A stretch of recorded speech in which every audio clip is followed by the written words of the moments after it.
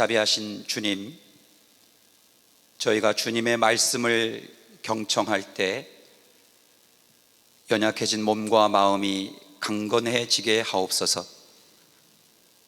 말씀을 듣는 가운데 절망과 낙심해 있던 우리의 영혼을 소생시켜 주시고, 상황과 환경을 대하는 우리의 마음과 태도에 힘과 용기를 주옵소서. 무엇보다도 성령께서 말씀을 듣는 우리 속에 하나님의 형상을 회복시키셔서 하나님 자녀다운 시선을 가지고 살아가게 하옵소서. 예수님의 이름으로 기도드립니다. 아멘. 참 좋으신 우리 주님의 은총과 평화가 고국은 추석을 맞이하는 주일이죠. 추석을 맞이하는 우리 이민자들이지만 조국의 한가위를 함께 맞이하는 여러분에게 주님의 은총과 평화가 함께 하시기를 빕니다. 우리 앞뒤 좌우 분들에게 해피 한가위, 해피 추석 한번 하시죠.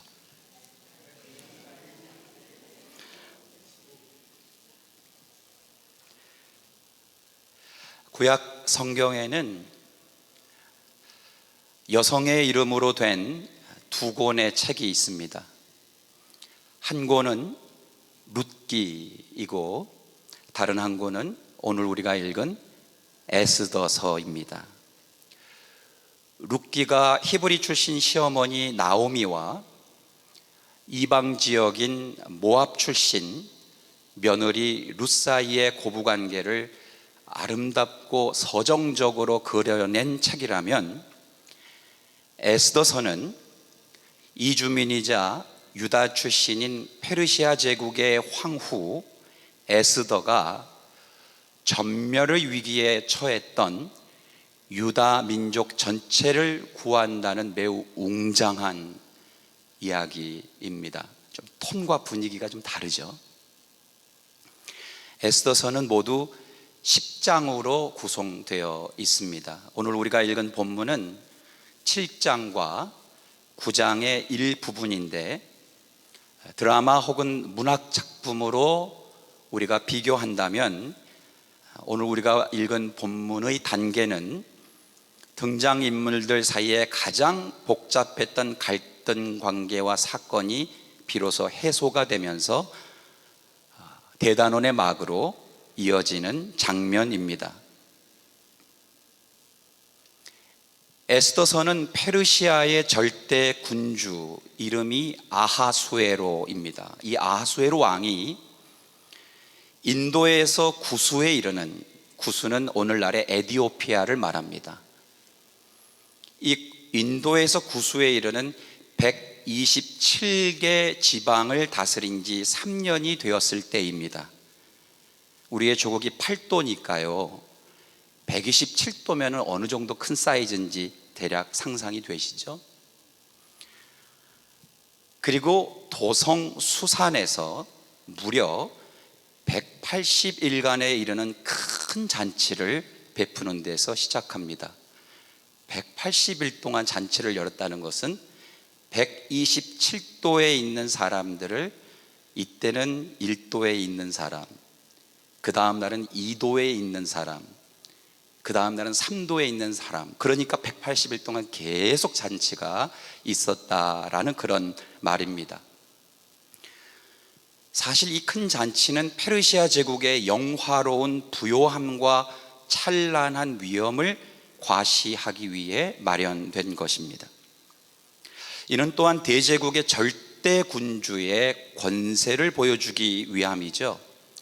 당시 고대의 왕들에게는 세 가지의 자질을 요구했는데, 첫째의 자질은 힘과 용기, 두 번째 자질은 관대함, 세 번째 자질은 아름다움입니다.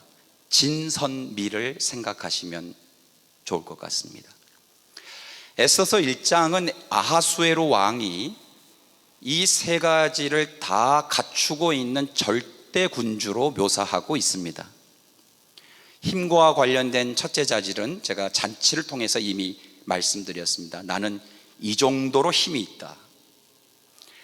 두 번째, 관대함과 관련된 자질은 에스더서 1장 7절에서 8절에서 나오는 것처럼 왕이 베푼 잔치에 나오는 술잔이 모두 금잔이었는데 모양이 저마다 다 달랐다고 합니다. 얼마나 많은 잔들이 나왔겠어요? 그런데 그 잔들의 모양들이 다 달랐다. 왕은 많이 마시고 싶은 사람은 많이, 적게 마시고 싶은 사람은 적게 마시게 했습니다. 오늘 1장 본문의 내용을 제가 그대로 말씀드리는 겁니다. 왕은 마실 이들이 원하는 만큼 따라주라고 지시했습니다. 어떻습니까? 왕의 관대함이 느껴지시나요? 나는 관대하다라는 거죠. 180일의 잔치가 끝나면 그 다음 7일 동안 백성들을 위한 잔치도 베풀었습니다. 이 또한 왕의 관대함을 과시함으로써 자신이 모든 자격을 갖춘 제국의 절대 군주임을 백성들에게 알리는 것이죠. 아름다움과 관련된 세 번째 자질은 그의 아내 와스디와 연결되어 있습니다. 왕후 와스디는, 아직 에스더 안 나왔습니다. 왕후 와스디는 에스더서 1장 11절에 묘사한 대로 미인이었습니다. 아름다운 여인이었습니다. 왕은 자신이 소유한 아름다움, 즉 왕후의 미모를 백성과 대신들 앞에서 자랑함으로써 자신의 왕으로서의 세 번째 자질인 아름다움을 과시하고 싶었습니다. 그런데 이 과정에서 사건이 발생합니다. 잔치가 절정에 이르렀을 때, 여러분, 잔치가 절정에 이르렀다는 말은 무슨 말일까요? 많은 사람들이 술에 취하기 시작했을 때, 아수에로 왕도 술을 마시고 기분이 너무 좋아져서 누가 생각났겠습니까? 왕후 에스더가 생각이 난 겁니다. 와스디, 감사합니다. 와스디가 생각났습니다. 그래서 이 왕후 와스디의 아름다움을 모든 축하객들에게 자랑하고 싶어서, 아니 더 정확하게 말하자면 자신의 왕으로서의 힘과 관대함 뿐만 아니라 내가 이 세상에서 가장 아름다운 미도 가지고 있다는 것을 과시하고 싶어서 왕후 와스디가 잔치자리에 왕 앞으로 나오게 하라고 내시에게 명령을 내립니다. 그런데 어찌된 일인지 왕후 와스디가 이 왕명을 거부합니다. 당시 법에 따르면 왕명 거부는 왕후라 할지라도 면제가 없었습니다. 왕후 와스디는 이런 법을 알고도 왕명을 거부한 겁니다. 공개적으로 망신을 당하여 왕으로서 체면이 구겨진 아하수에로 왕은 왕후 에스더의 거절에 경노하여 법에 밝은 측근 전문가들과 의논하여 왕후를 폐위시켜 버립니다. 폐위의 이유는 두 가지였습니다. 하나는 왕명에 대한 거역이었고, 다른 하나는 이 일로 인하여 전국의 아내들이 남편들을 멸시할지도 모른다는 사태를 방지하기 위한 조치였습니다.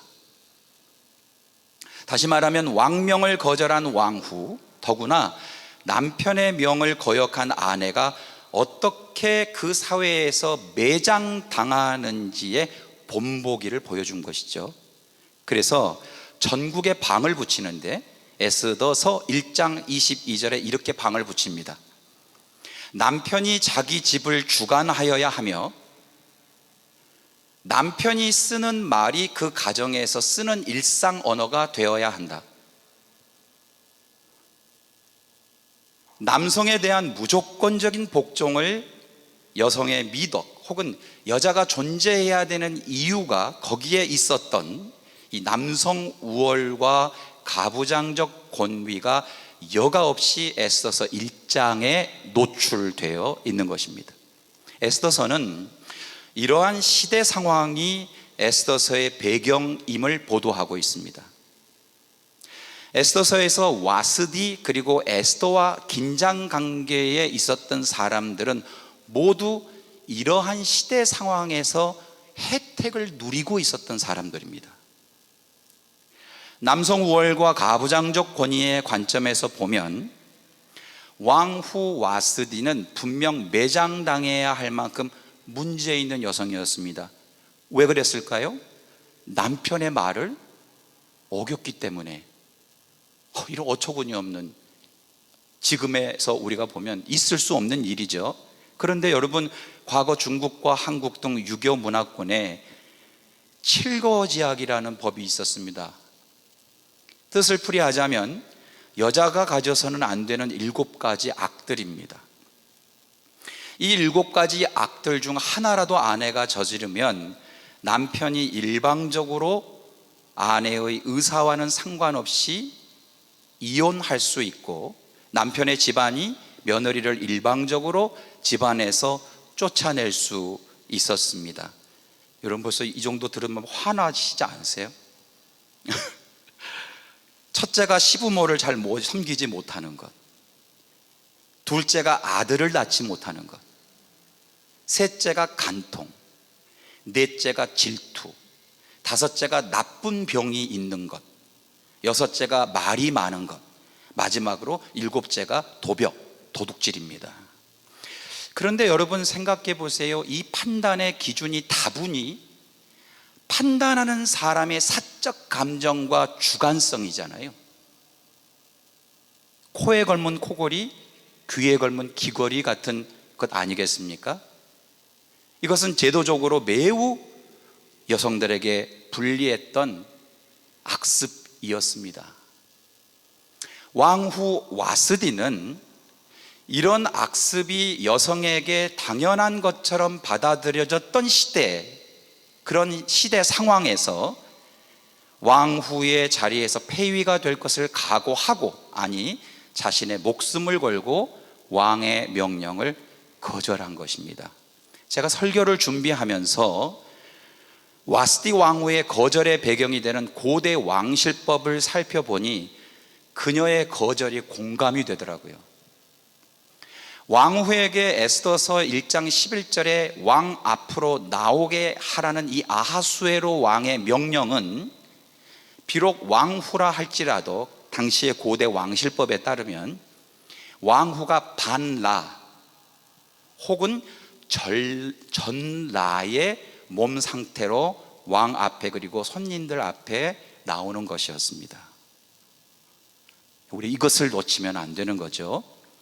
왕이 왕후의 아름다움을 자랑하고 싶었다는 말은 왕후의 얼굴이 예뻐서 그 미모만 자랑하겠다는 것이 아니라 벗은 몸 전체를 보여주겠다는 겁니다. 모욕감과 수치심을 느낀 왕후 와스디는 한껏 취기가 오른 남자들 앞에서 자신의 얼굴과 몸을 빌미로 한낱 눈요깃거리가 되는 것을 아마 폐위를 각오했거나 목숨까지 걸고 단호히 거부한 것 같습니다. 에스더서에서는 이 와스디 왕후의 이야기가 매우 짧게 언급되고 있지만 저는 에스더서를 묵상하면서 한 인간으로서의 자신의 존엄성과 주체성을 지키려 했던 이 와스디라는 여성의 이 당찬 결기와 용기 있는 행동이 그리스도인으로서 오늘 우리가 어떤 결기와 용기를 가지고 이 세상을 살아가야 하는지에 대해서 깊이 생각하게 했습니다. 결국 이 왕후 와스디가 폐위된 자리에 새로운 왕후를 뽑기 위해 페르시아는 12달 동안 왕후 후보자를 공모합니다. 400여 명 정도로 추산되는 전국의 처녀들 중에 에스더가 있었습니다. 그리고 그녀의 곱고 아리따운 용모는 아하수에로 왕의 마음을 단숨에 사로잡았습니다. 에스더는 자신이 소수민족인 유다 출신이라는 것을 밝히지 않고 궁중에 들어가 페르시아 왕후가 되었습니다. 1장의 배경 설명을 통해 청중인 저와 여러분은 와스디 왕후를 폐위시킨 이후에도 여전히 아름다운 몸매와 미모를 기준으로 왕후를 뽑고 있는 당시의 상황을 통해서 그 당시 사회가 남성 우월, 남성 중심의 가부장적 권위가 얼마나 강한 사회였는지를 가늠할 수 있습니다. 또한 에스더서 1장 12절에서 왕이 왕후의 명을 거절한 소식을 듣고 이렇게 표현됩니다. 왕이 화가 몹시 났다. 마음속에서 분노가 불같이 치밀어 올랐다.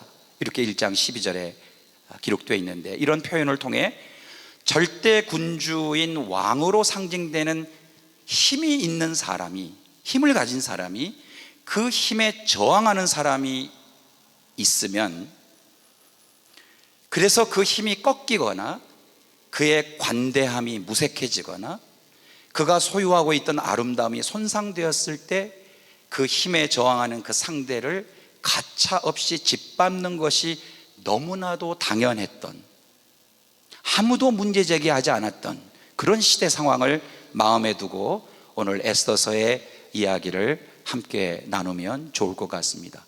더하여 구약 성경 중 하나님의 이름이 단 한 번도 나오지 않는 유일한 책이 바로 에스더서입니다. 에스더서에서는 하나님의 이름이 단 한 번도 등장하지 않습니다.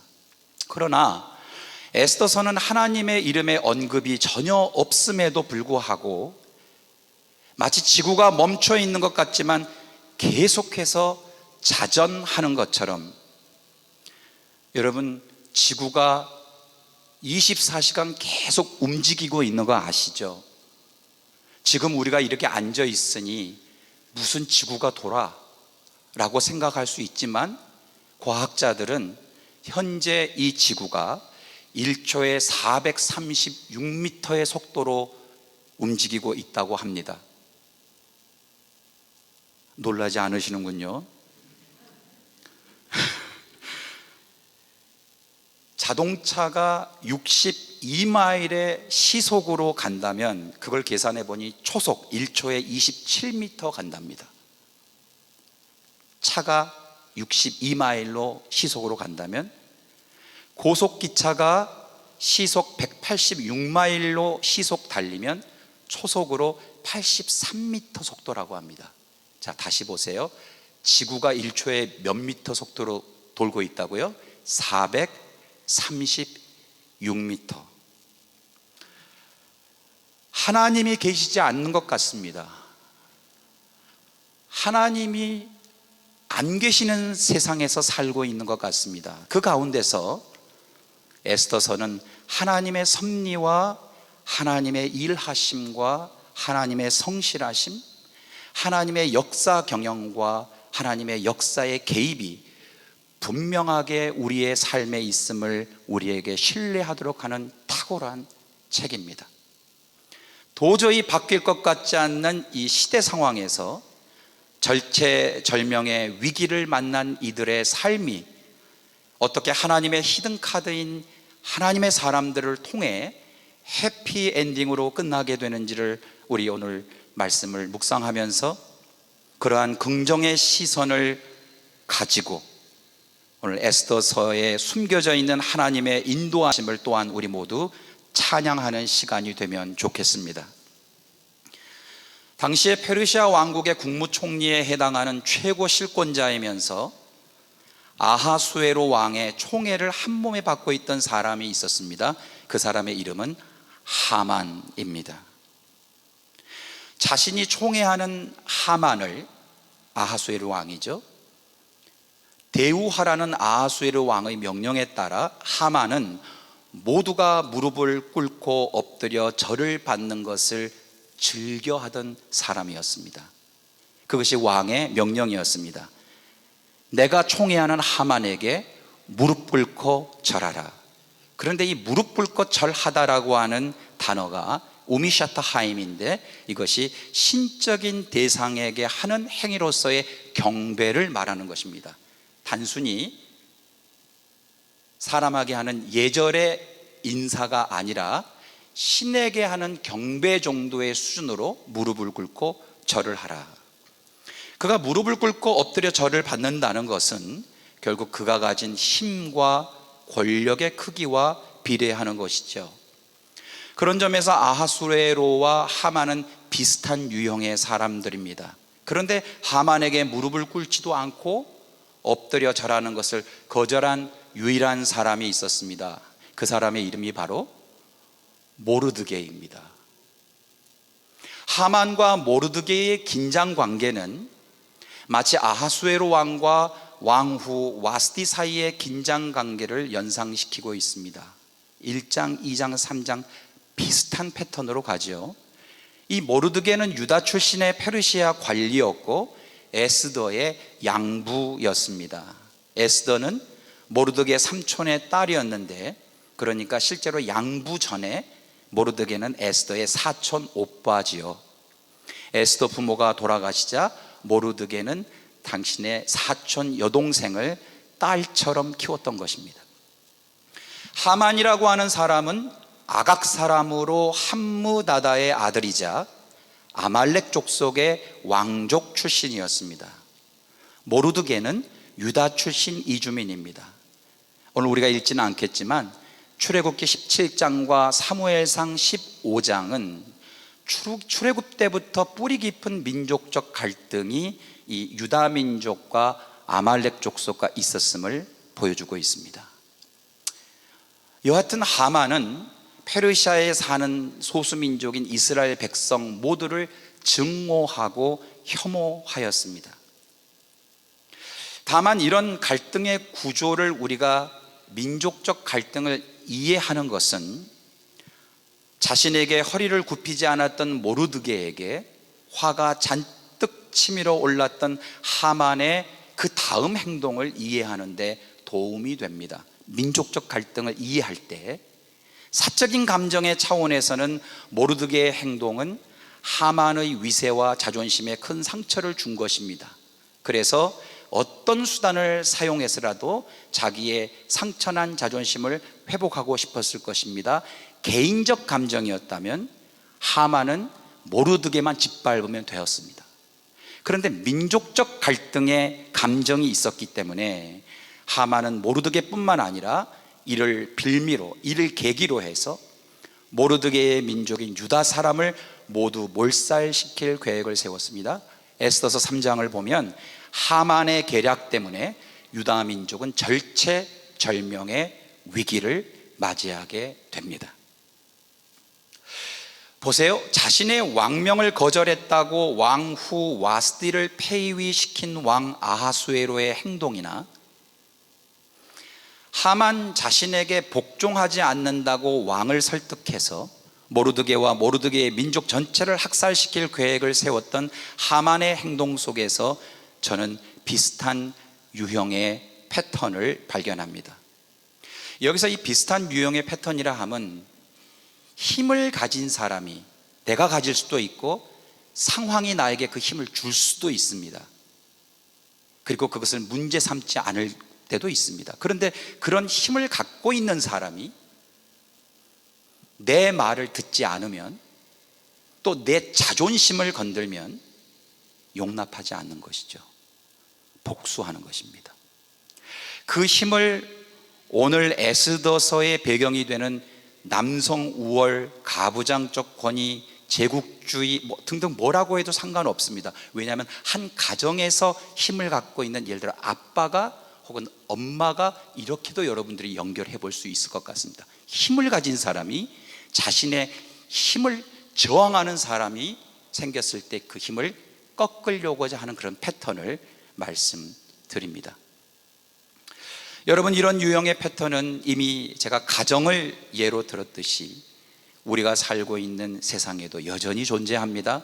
그리스도인들은 필연적으로 이런 유형의 세상의 패턴과 마주하며 살 수밖에 없습니다. 왕후 와스디와 마찬가지로 모르드게는 이런 유형의 세상의 패턴을 상징하는 하만의 위세 앞에 주눅들지 않았습니다.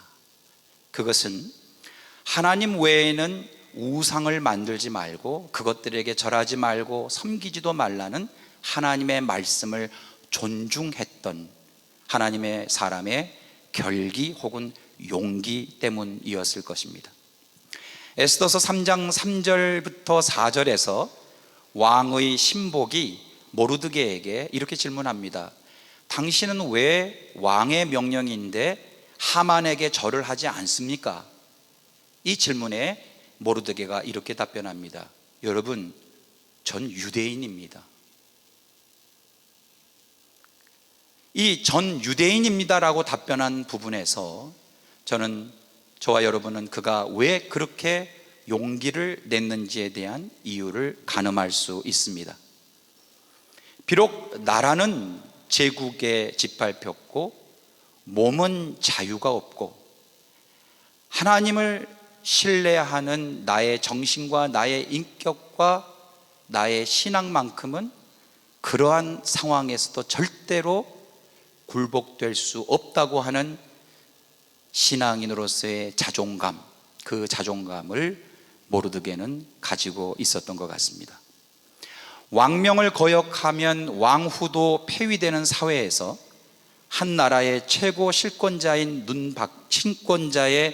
눈밖에 벗어나면 자신의 신분적 박탈과 사회적 매장은 시간 문제라는 것을 모르드게가 모를 리 없었을 것입니다. 그럼에도 불구하고 모르드게가 이처럼 하만의 절대 권력 앞에서 당당할 수 있었던 이유는 인생의 위기가 있더라도 바른 길로 묵묵하게 걸어가면 하나님께서 자신과 자신의 민족을 구원해 주실 것이라고 하는 하나님의 섭리하심에 대한 신뢰와 확신 때문이었습니다.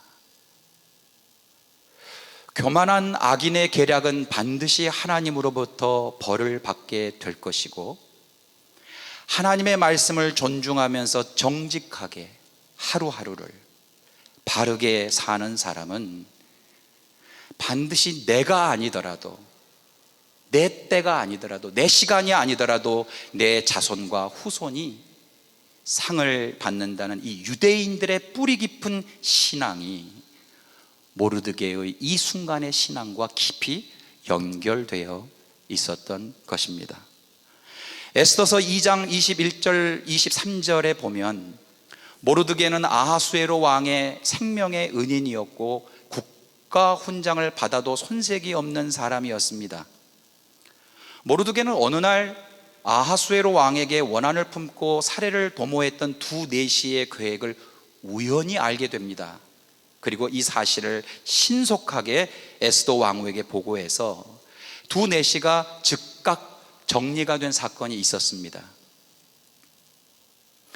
이 공로가 궁중실록에는 기록되었지만 모르드게는 아무런 보상을 받지 못했다고 기록되어 있습니다. 모르드게는 보상을 전혀 받지 못했지만 그것에 연연해 하지 않고 그런 공로를 빌미로 출세를 도모하지 않았던 의로운 사람으로 에스더서에서는 기록되고 있습니다. 이처럼 자신의 일상적인 삶의 자리에서 최선을 다하며 묵묵히 그리고 정직하게 살고 있던 모르드게를 하만은 자신의 사적인 앙심으로부터 출발하여 유다 민족에 대한 증오심을 그의 권력을 통해 행사하였던 것이지요. 더욱이 에스더서를 더 읽어보면 유다 민족의 재산이 탐이 나서 그 유대 민족이 갖고 있는 재물을 빼앗고자 욕망과 욕심 때문에 모르드게와 모르드게의 민족을 멸절시키려 했다는 것도 밝혀집니다. 그래서 하만은 모르드게를 죽여서 매달 쉰자 높이의 장대를 준비합니다. 이 쉰자 높이는 22.3에서 5m 정도 되는 높은 나무 장대이더라고요. 그런데 하만이 이 모르드게를 죽이려고 모색을 하던 어느 날 극적인 반전이 일어납니다. 어느 날 밤에 아하수에로 왕이 잠이 들지 못해서, 잠이 오지 않아서 신하에게 궁중실록을 가져와서 읽으라고 합니다. 그러다가 지난날 모르드게가 자신의 목숨을 구해준 대목을 듣게 됩니다. 왕은 신하에게 그때 모르드게가 보상을 받았는가? 라고 묻습니다. 아닙니다. 보상은 이루어지지 않았습니다. 보상이 제대로 이루어지지 않았다는 사실을 알게 되자 왕은 마침 궁전 바깥들에 와 있던 하만을 부릅니다. 이유를 모르고 입궁하라는 왕의 명령을 받았던 하만은, 그래, 내가 요때 왕을 만나면 모르드게를 처형해 달라고 해야지 하는 그 청원의 마음을 가지고 아하수에로 왕을 대면하게 됩니다. 아하수에로 왕은 모르드게의 이름을 밝히지 않고, 모르드게라고 하는 사람이 있는데 라고 하지 않고 6장 6절에서 하만에게 내가 특별히 대우하고 싶은 사람이 있는데 그에게 어떻게 하면 좋을지 한번 말해보시오 라고 묻습니다. 여기서 하만의 반응은 착각도 자유다, 혹은 떡 줄 사람은 생각지도 않는데 김칫국부터 마신다라는 말이 딱 필요한 순간입니다. 왕은 마음에 모르드게를 마음에 두고 익명으로 이야기를 했는데 하만은 나 앞에서 좀 부끄러우니까 나라는 이름을 대지 않고 나한테 무슨 상을 주려고 하는가 보다, 자기를 염두에 두고 하는 말인 줄 알고 6장 7절부터 9절까지 극찬의 내용을 이제 쏟아 놓습니다. 누구를 생각하고요? 누구를 염두에 두고? 자기 자신을. 그리고 한번 들어보십시오. 하만이 이렇게 왕에게 대답합니다. 임금님이요, 제가 좀 흉내내도 괜찮겠습니까? 먼저 임금님께서 입으시는 옷과 임금님께서 타시는 말을 내어 오게 하시고 그 말의 머리를 관으로 꾸미시게 하신 뒤에 그 옷과 말을 왕의 대신 가운데 가장 높은 이의 손에 맡기셔서 임금님께서 높이시려는 그 사람에게 왕의 옷을 입히시고 그 사람을 말에 태워서 성 안 거리로 지나가게 하시는 것이 좋겠습니다. 그리고 말을 모는 신하에게는 임금님께서는 높이고 싶어 하시는 사람에게 이렇게 대우하신다 하고 외치게 하심이 좋을 듯 합니다. 하만은 결국 자기 꾀에 자기가 넘어간 것입니다. 하만은 모르드게가 자기에게 절을 하지 않는다고 분노했지만 결국 자기 꾀에 넘어가 자기가 스스로 모르드게에게 무릎을 꿇게 되죠. 그리고 마침내 우리가 읽은 7장 9절부터 10절의 말씀대로 왕후 에스더는 두 번의 잔치를 통해 아하수에로의 왕의 질투심을 자극하고 또 하만의 자만심을 이용해서 그녀의 그 탁월한 지혜와 또 용감한 결기 있는 용기 있는 폭로에 의해서 모르드게를 죽이기 위해 세웠던 하만의 그 신자 높이의 장대에 결국 하만이 매달려 죽게 합니다. 자기가 만든 함정에 자기가 빠진 상황이요, 자신의 밧줄로 자신을 묶는다는 뜻의 자승자박이 아닐 수 없습니다.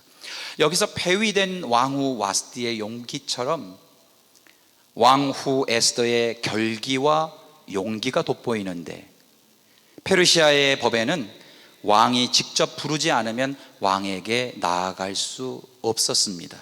심지어 왕후라고 할지라도 왕이 부르지 않으면 갈 수 없었던 것입니다. 이 법을 어기면 또 왕후가 사형에 처하게 됩니다. 따라서 30일 동안 왕의 얼굴을 대면하지 못했던 당시에 에스더가 죽음을 각오하고 자신을 부르지도 않았던 왕에게 나아갔던 것입니다. 3일을 금식하고 죽으면 죽으리라 라고 했던 이 에스더의 결단은 우리 크리스천들에게 참 유명한 프레이즈로 우리에게도 여전히 교훈이 되고 있습니다. 죽으면 죽으리라. 결국 하만의 음모가 적나라하게 밝혀졌을 때 하만이 모든 유대인들을 학살하려고 했던 12월 13일에 하만 자신이 죽임을 당하게 되고 에스더의 용기 있는 모험은 유다 민족 전체를 전멸의 위기에서 구하게 됩니다.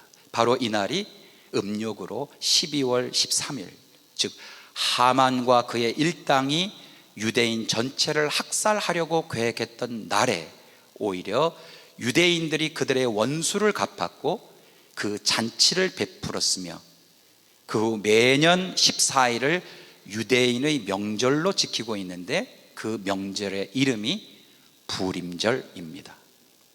올해 2023년에는 3월 6일 일몰부터 3월 7일 일몰까지가 부림절이었습니다. 지금도 유대인들은 이 부림절을 축제의 날로 지키고 있답니다.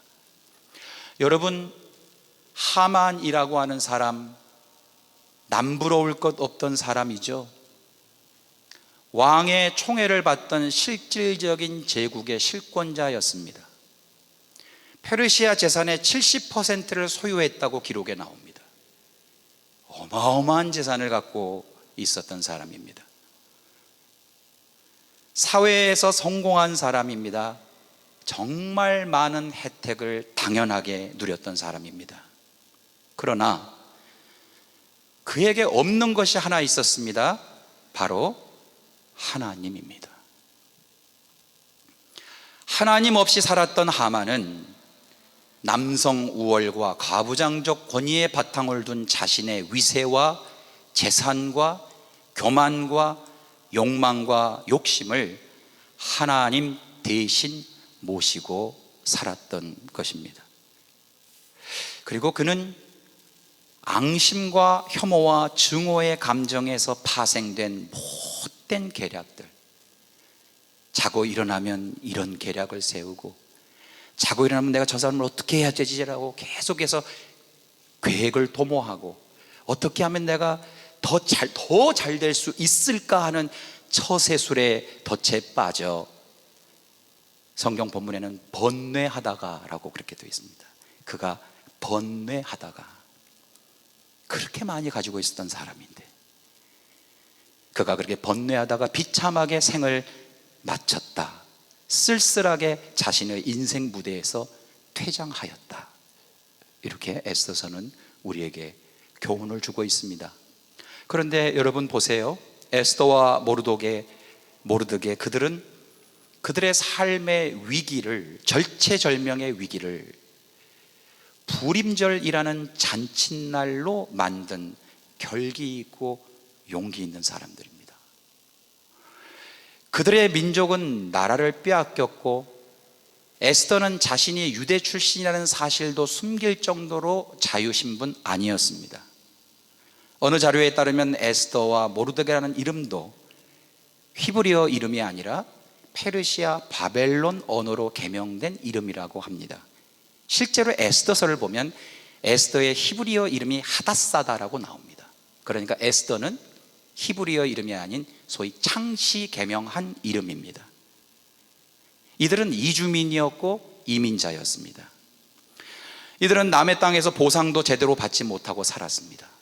민족 전체가 모두 전멸의 위기에 있었습니다. 그러나 이처럼 민족의 미래가 풍전등화와 같이 위기에 처했을 때 하나님이 이 믿음의 사람들을 히든 카드로 사용하신 겁니다. 할렐루야. 모르드게와 에스더는 하나님의 섭리하심과 구원을 믿었습니다.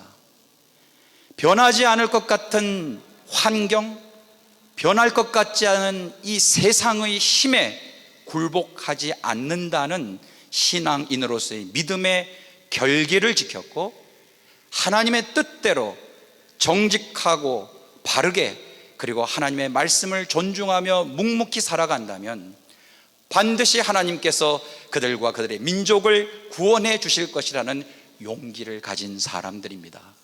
여러분, 이것이 진정한 힘과 용기 아니겠습니까? 우리는 우리의 힘을 어디에 쓰고 있습니까?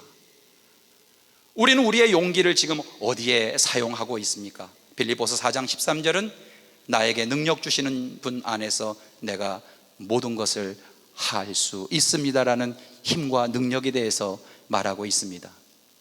결국 에스더와 모르드게의 힘과 용기가 오늘 본문에 나온 것처럼 초상날을 아름다운 잔칫날로 바꾼 것입니다. 슬픔을 기쁨으로 바꾸었습니다. 이들의 힘과 용기는 분명 아하수에로 왕 하만이 과시했던 힘과 용기, 그들이 추구했던 아름다움과는 질적으로 다른 것입니다. 오늘 마지막 본문 9장 22절을 보면 그날 그들이 서로 음식을 나누어 먹고 가난한 사람들에게 선물을 주는 날로 불임절을 지켰다고 합니다. 이러한 관대함은 당시의 권력자들이 보여주었던 관대함과는 차원이 다른 관대함입니다. 명절인 잔칫날은 음식을 서로 나누어 먹는 날입니다. 가난한 사람들에게 선물을 주는 아름다운 날입니다. 삶의 아름다움이란 바로 이런 모습이 아니겠습니까? 유대의 불임절이나 우리 조국의 명절인 추석이나 모두 축제의 날입니다. 명절은 내 가족과의 시간을 함께 가지는 것뿐만 아니라 우리 주변의 가난한 이웃들과 음식을 서로 나누어 먹고 우리가 몸과 마음이 연약한 이웃들의 선물이 되어 주는 것입니다. 예수님께서 우리에게 선물이 되어 주셨던 것처럼 말입니다. 말씀을 마치겠습니다. 사랑하는 여러분, 그리스도인들에게는 매일이 잔칫날이고 명절입니다. 예배의 관점에 보면 모든 예배는 부활절 예배입니다. 초상집과 같던 환경을 잔치집으로 그리고 명절로 바꾸어가는 믿음의 사람들로 살면 좋겠습니다. 그래서 제가 오늘 여러분에게 이렇게 한번 말씀드리겠습니다. 여러분, 힘내세요. 여러분, 용기를 내세요. 하나님의 섭리를 신뢰하세요. 하나님의 일하심을 확신하세요. 우리 주님께서는 미움과 혐오, 증오의 시간을 사랑과 용서의 잔칫날, 명절, 축제로 만들라고 오늘도 우리를 당신의 부활절 잔치와 축제에 초대합니다. 그래서 제가 여러분에게 이렇게 한번 다시 말씀드리겠습니다. 여러분, 이번 한 주 동안 관대하시면 좋겠습니다.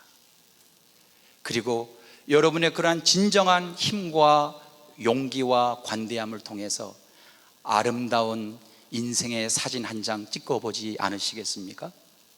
그것이 우리들의 아름다운 모습이 아니겠습니까? 조국을 멀리 떠난 이주민, 이민자로 살아가고 있는 이 땅에서 하나님의 섭리하심을 믿고 하나님이 지금도 우리와 이 온 우주를 위해 일하고 계심을 신뢰하고 참된 힘과 용기, 관대함과 아름다운 삶이 무엇인지를 보여준 에스더와 모르드게처럼, 그리고 우리 예수님처럼 저와 여러분도 이번 한 주 동안의 삶을 잔칫날처럼, 축제처럼, 명절처럼 살아가는 그런 시간 되시기를 축복하고 기원합니다. 기도하시겠습니다. 우리 인생에서 일어나는 우연한 일들이 우연이 아니라 하나님의 일하심과 하나님의 섭리이심을 믿습니다. 하나님께서 일하시는 하나님의 섭리하심을 신뢰하며 하루하루를 겸허하고 충실하게 힘과 용기를 내며 관대하게 아름다운 사람으로 살아가게 하여 주시옵소서. 하나님의 자녀로서의 결기와 용기를 가지고 슬픔을 기쁨으로, 초상날을 잔칫날로 우리의 삶이 우리 이웃의 선물이 되게 해 주옵소서. 저희가 그렇게 살겠습니다. 이런 고백과 결단 가운데 우리 주님 영원한 동행이 되어 주옵소서. 예수님 이름으로 축복하며 기도합니다.